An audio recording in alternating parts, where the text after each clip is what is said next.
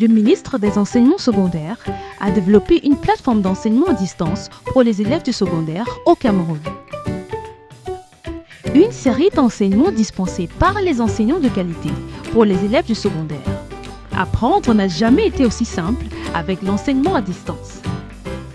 Une initiative du ministère des Enseignements secondaires sous la supervision du professeur Nalova Lyonga en collaboration avec le ministère des Postes et Télécommunications, la CAMTEL, la CRTV et l'UNESCO.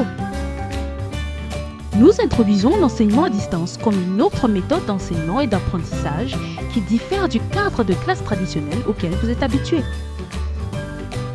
Dans le mode d'enseignement à distance, vous n'êtes pas avec l'enseignant en personne, alors prenez votre temps, détendez-vous, écoutez l'enseignant, prenez des notes et visitez les liens suivants pour toute question ou réponse à vos préoccupations. Allez-y à votre rythme. La solution du Cameroun contre le Covid-19 et au-delà. Professeur Nalova Lyonga, ministre des Enseignements secondaires. Bienvenue une fois de plus à notre programme. Je suis M. Geoffroy Bertin, vous le savez déjà, et je vous accompagne depuis le début de ce programme au subsidiaire de la communauté affaires de communauté. Nous allons continuer notre parcours avec cette fois-ci la leçon numéro 15. Il s'agit en fait de nous introduire dans une nouvelle séquence qui porte sur passion et raison, avec la première leçon qui est en fait la leçon numéro 15 qui porte sur les passions, définition et manifestation. Mais avant de nous engager dans cette leçon, proprement dit, nous allons corriger le devoir, en fait, l'un des sujets du texte proposé la dernière fois. Il s'agit du texte de Martial, de Joe Mollet, de la mesure d'excellence, tiré de la page 173 de l'édition clé de 1998. Alors, les indications, nous allons rapidement donner quelques indications de correction. Le texte en question portera pour thème l'excellence. Le problème est la caractéristique, l'essence de la spécificité de l'excellence. La thèse est, de Mandio Mollet, est que l'excellence se caractérise par son renouvellement permanent. Il faut concevoir l'excellence dans la logique du renouvellement permanent. La problématique, en faisant de l'excellence un renouvellement perpétuel, Joe Mollet ne risque-t-il pas de fragiliser et de décourager ceux qui y aspirent? Est-ce que Joe Mollet, parce qu'il fait de l'excellence un renouvellement perpétuel, ne risque pas de décourager ceux-là même qui justement aspirent à devenir excellents? Alors, les articulations du texte, il y en a trois. Il y a dans un premier temps la comparaison que l'auteur fait entre l'excellence et la foi. Dans un second temps, la présentation de l'homme comme cette conquête ou un programme continuellement renouvelé. Et dans un troisième temps, la double fonction du développement. Alors, la critique que nous pouvons faire ici, c'est d'abord le fait qu'on peut reprocher à l'auteur, en fait, du moins dans son pensée, le rejet de la nature et la réduction de l'homme à la culture. Donc, je pense que l'homme était un être essentiellement de la culture, comme si la nature n'avait aucune place dans la construction de l'être humain. La deuxième critique deuxième objection qu'on peut faire ici, c'est que le développement, contrairement à ce que penserait Joe Mollet, serait plus la réalisation de l'abondance matérielle, la culture de la voix. Or, on sait justement que, à travers sa pensée, Joe Mollet semble minimiser, sinon rejeter en fait, tout le moins, réduire à sa plus simple expression l'apport de la voix dans l'expression du développement. Et enfin, la dernière critique qu'on peut lui faire, c'est de penser que l'excellence telle qu'il l'envisage peut être considérée comme une utopie, un rêve plus ou moins irréalisable. Alors, à partir de cette critique, ou tout au moins au-delà de cette critique, on peut considérer que le texte garde tout son intérêt philosophique, en ce sens que Joe Mollet définit l'excellence comme en nous montrant qu'il ne s'agit pas d'une donnée définitive, mais d'une conquête permanente. Autrement dit, l'homme ne devrait jamais se considérer comme un être excellent une fois pour toutes, mais considérer qu'il s'agit d'une bataille qu'il faut continuer à mener, tout au moins pour se conserver, pour garder la position d'excellent. L'excellence n'est pas une position, un privilège définitif auquel on accède, mais il s'agit d'une lutte ardue et permanente.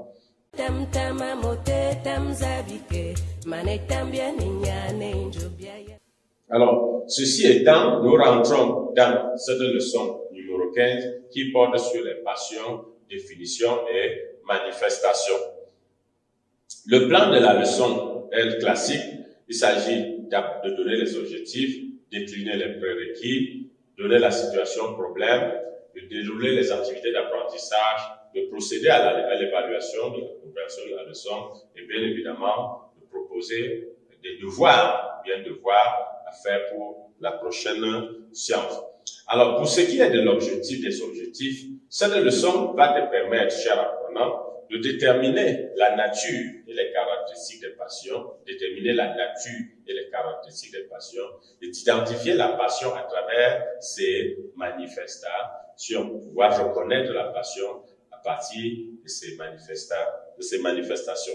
Alors, pour ce qui est des prérequis, il faut déjà partir des éléments qui permettent à l'homme de rentrer en contact avec le monde. Qu'est-ce qui permet à l'homme d'entrer en contact avec le monde, dans son environnement, le monde environnant?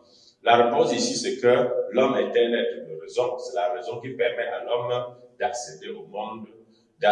L'esprit, c'est l'intelligence, mais c'est aussi les sens. Donc, il y a d'un côté la raison et de l'autre les sens. Donc, ça devrait certainement vous faire réviser votre cours dans la confrontation entre l'empirisme et le rationalisme. Je veux parler de la deuxième leçon de notre programme. Alors, la situation problème ici vient de ce que, quoique courante, les passions semblent difficiles à situer, à comprendre, ce qui pourrait justifier la difficulté que les uns et les autres éprouvent face à elles. Les passions semblent difficiles, quoique nous les vivons au quotidien, quoique nous les vivions en permanence, nous avons pourtant des difficultés à appréhender les passions et certainement à les maîtriser. Donc, cette difficulté nous conduit à nous poser la problématique suivante. Qu'est-ce que la passion et comment se manifeste-t-elle? Voilà la question qui va nous servir de fil d'Ariane dans le déroulé de cette réflexion. Qu'est-ce que la passion et comment se manifeste-t-elle? Alors, nous commençons rapidement par la définition des passions en rappelant la double étymologie qui nous permet d'appréhender la passion. D'abord, selon son étymologie grecque, le mot pathos renvoie pour les Grecs à un état de souffrance, un état de malaise et d'inconfort psychologique. La passion, alors, serait pour les Grecs une maladie de l'âme, une souffrance pour l'esprit humain.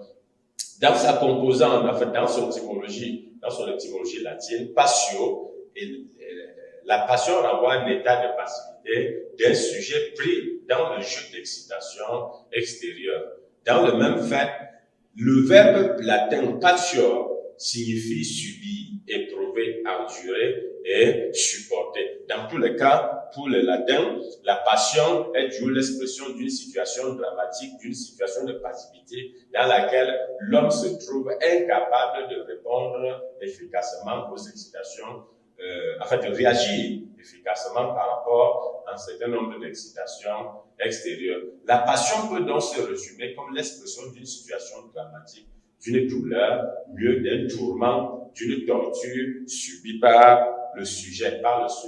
Alors, cette double étymologie étant précisée, on observera que, du point de vue générique, la passion est une force extrême et excessive qui brûle en nous et qui nous porte à aller vers ou à fuir, comme le pense Bossuet, une réalité extérieure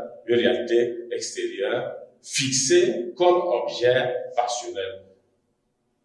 Et vous voyez bien que dans la définition que nous donnons, à la mise entre parenthèses de Bossuet, c'est parce que nous pensons que la définition de Bossuet est plus ou moins précise, parce que très souvent, on définit la passion sous la forme d'une attirance, sans oublier que la passion peut se manifester dans le rejet, dans une situation de fuite par rapport à un objet. On peut tendre vers un objet, on peut être attiré par un objet, comme on peut être repoussé par un objet. Cette double caractéristique-là, dans tous les cas, nous fait voir que l'homme est en difficulté par rapport à un objet que nous appelons aussi objet passionnel. Ça peut être un être humain, ça peut être une chose, ça peut être un objet quelconque. Ça peut être un objet quelconque. La passion apparaît aussi comme cette flamme ardente qui provoque en nous une inclination envers une chose ou une personne. Elle peut aussi être appréhendée comme une pression intense, interne, qui nous fait subir les assauts de nos faiblesses, de nos faiblesses. Alors, on peut ici faire allusion en fait à Platon, qui considère la passion comme une soumission aux valeurs du corps. Une soumission aux valeurs du corps, puisque le corps devrait, chez Platon, considéré comme le tombeau ou la prison de l'âme. En conséquent, tout ce qui relève du corps est considéré comme dégradant pour l'esprit. Tout ce qui relève du corps, tout ce qui vient du corps est asservi l'esprit. Platon serait suivi dans cette voie par Descartes. Il va également montrer la difficulté que l'âme, que l'esprit éprouve lorsque il est assiégé par les appétits du corps. Par les appétits du corps. Descartes considère la passion justement comme un état affectif propre et indissociable du corps humain, une disposition corporelle, intellectuelle, source d'erreur. C'est justement si l'on peut aller dans les erreurs, tomber dans l'erreur, c'est justement du fait de la pression des appétits du corps. Quand, par contre, en fait, tout au moins, quand on pense que les passions sont des éléments qui pervertissent la lucidité de l'esprit et dénaturent notre être profond en entamant notre capacité de réflexion. Comme cela, la passion apparaît comme un obstacle à l'épanouissement humain. On voit donc que dans la plupart des cas, toutes les définitions des passions semblent s'accompagner d'une évaluation négative de celle-ci. Dans la plupart des cas, on considère que la passion définie, en fait, elle joue négativement sur l'homme. Ici, Madeleine Granville considère la passion comme une affectivité débordante et non rationnelle, dont il y a l'aspect excessif et irrationnel des passions qui est ici mis en exergue par Madeleine Granville. Elle montre qu'il s'agit de l'aspect énergétique des comportements exprimés en dehors de la raison. Donc, les passions expriment l'aspect énergétique des comportements, manifestent l'aspect énergétique des comportements exprimés en dehors de la raison. Puisqu'on s'y retrouve toujours dans un état d'emportement fougueux. La passion est donc une pulsion corporelle qui met forcément l'esprit en difficulté. En somme, ce qu'il faut retenir à travers cet effort de définition de la passion, c'est qu'il s'agit d'une force interne et intense. Il s'agit d'un mouvement violent et impétueux de l'esprit vers ou contre une réalité vive. Il s'agit d'une tyrannie des penchants humains, des penchants naturels humains. Alors, quelques exemples de passion que nous pouvons donner, il s'agit de l'amour. L'amour est une passion. Enfin, l'amour, c'est peut exprimer une passion en ce sens qu'il s'agit d'un sentiment exclusif et réciproque ou non, d'un être pour un autre être ou pour un objet établissant ainsi un lien affectif plus ou moins intense et solide. Donc, il s'agit d'un sentiment exclusif. Et cette notion d'exclusivité est importante. Et lorsqu'on parle de réciproque ou non, et justement, cette réciprocité peut garantir la réussite de l'amour ou bien, et sa non-réciprocité peut garantir également l'échec. Si vous aimez quelqu'un qui vous aime, alors ça peut garantir la réussite de l'amour. Mais si vous aimez quelqu'un qui ne vous aime pas, l'intensité de l'unilatéralité de la relation peut jouer négativement sur vous et vous amener, peut jouer négativement sur vous. L'autre passion qu'on peut évoquer ici, c'est la jalousie. En tant qu'un sentiment de soupçon, exprimant l'incapacité à faire confiance et l'aveu de son infériorité au potentiel d'autrui. Donc, l'être jaloux manifeste un soupçon accompagnée d'une certaine incapacité à faire confiance à l'autre et au final avoue son infériorité par rapport à l'autre. Il y a également cette jalousie à une proximité avec la haine, comme intolérance ou rejet radical de l'autre ou de l'objet.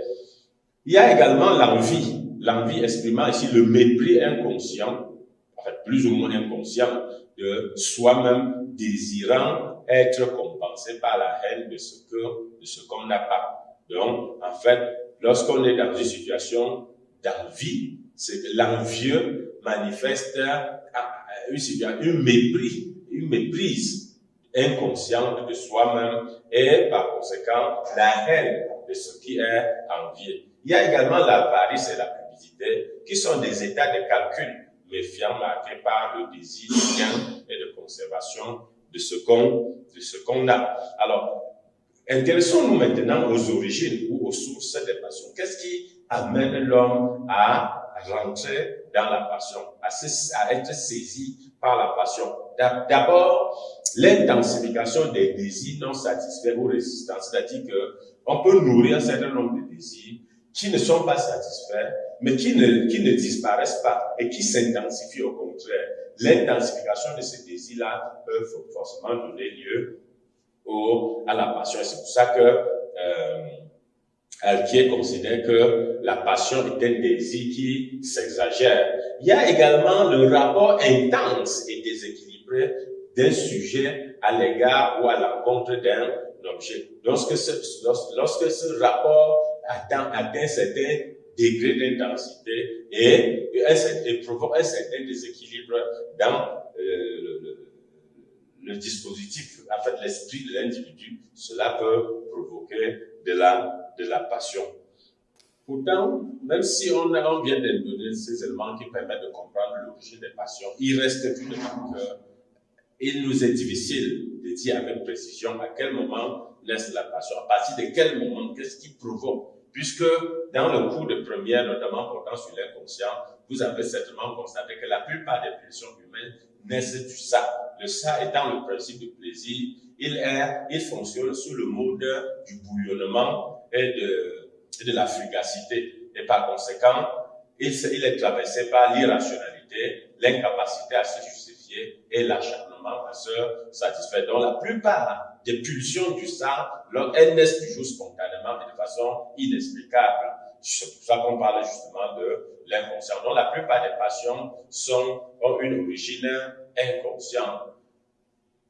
Elles ont une origine inconsciente. Et cette difficulté de dire avec exactitude l'instant ou le lieu ou le moment de prise où a pris la passion s'illustre à travers des cas comme l'amour ou la haine. Parfois, si nous prenons l'exemple du coup de foudre, on ne sait jamais à quel moment le coup de foudre a pris naissance, comment ça a commencé, et parfois, très souvent, on ne sait pas aussi comment ça se termine. Alors, il y a une certaine incompréhension, une certaine impuissance qui justifie parfois des explications aussi simplistes et plus ou moins abusives, comme dire que quelqu'un a été charmé, quelqu'un a été envoûté ou quelqu'un a été ensorcelé. Et cela se comprend à travers des formules courantes, quotidiennes, que beaucoup de personnes formulent. En fait, de type, je ne sais pas ce qui m'a pris, je ne peux résister, il a pris mon cœur, etc.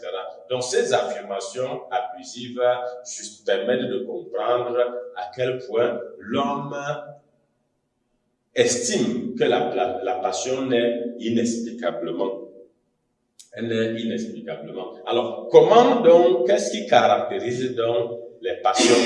On constate qu'il faut dire que les passions se caractérisent par l'obsession et l'obstination. On est obsédé et on s'obstine à vouloir réaliser, à satisfaire notre passion.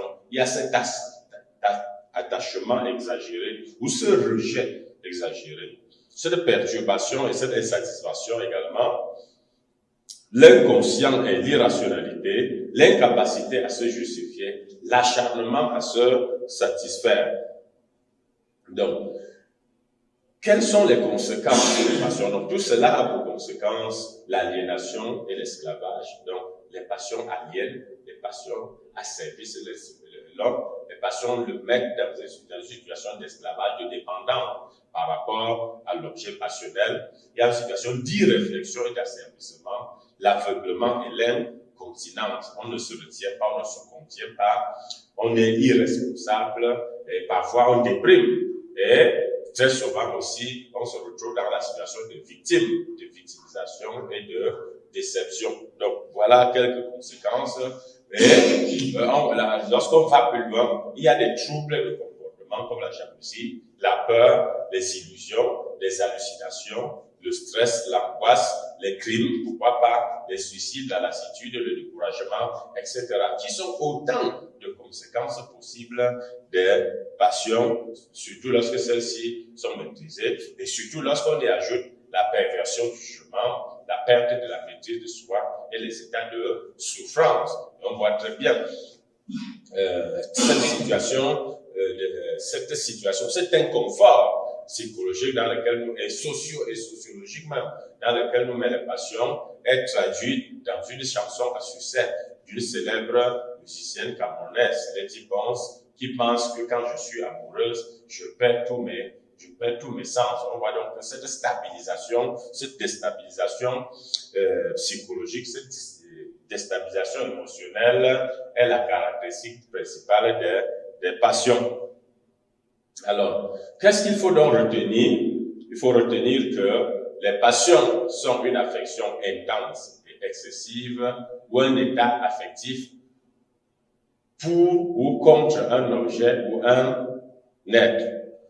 Les passions sont une spécificité du genre humain pour un manque à combler ou un projet à réaliser. Donc, les passions, c'est le propre de l'homme et parfois se manifestent à travers un manque qu'on veut combler ou un projet qu'on veut réaliser. Il y a un intérêt philosophique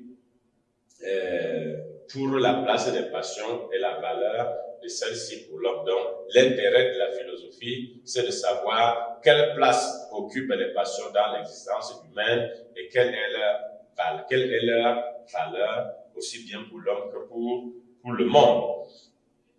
Nous y reviendrons certainement. Alors, pour ce qui est de l'évaluation, qu'est-ce qu'on peut proposer comme définition? En fait, rappelons la définition de la passion. On peut dire qu'il s'agit d'une inclination ou d'une tendance excessive ou exagérée.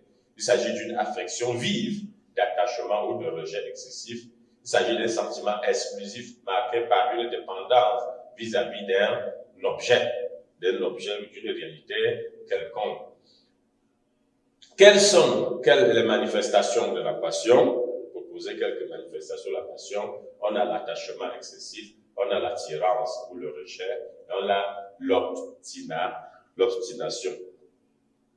Quelles sont les conséquences des passions? Quelques conséquences des passions. On a l'aliénation, l'esclavage, l'irréflexion et l'asservissement, l'aveuglement et l'incontinence, l'irresponsabilité et la dépression, la victimisation et, pourquoi pas, la déception. Quelques citations utiles. René Descartes nous dit que parmi toutes les pensées de l'âme, les passions seules qui l'agitent et l'ébranlent le plus fort. Parmi toutes les passions de l'âme, les passions sont celles qui l'agitent et l'ébranlent le plus fort. La deuxième citation de Théodule Ribaud qui dit que la passion est une émotion prolongée. La passion est une émotion prolongée. La troisième citation est d'Emmanuel Kant qui nous dit que l'émotion est comme une eau qui rend la digue. La passion comme un torrent qui creuse son lit et de plus en plus profondément. La quatrième est toujours d'Emmanuel Kant qui nous fait comprendre que la passion est une maladie de l'âme. La passion est une maladie de l'âme. Quelques références bibliographiques. Nous avons Ferdinand Alquier dans son ouvrage Le désir d'éternité. Nous avons René Descartes dans Les passions de l'âme. Nous avons Rousseau dans La nouvelle Héloïse. Et nous avons Spinoza dans L'éthique. Devoir, comme sujet de réflexion pour la prochaine fois, penses-tu avec Pinel que les passions sont la genèse de l'aliénation mentale? Penses-tu avec Pinel que les passions sont la genèse de l'aliénation mentale? Deuxième sujet, peut-on contrôler ses passions? Peut-on contrôler ses passions? Troisième sujet, la sagesse est-elle l'absence de la passion? La sagesse est-elle l'absence de la passion? La prochaine leçon portera sur l'éducation des passions.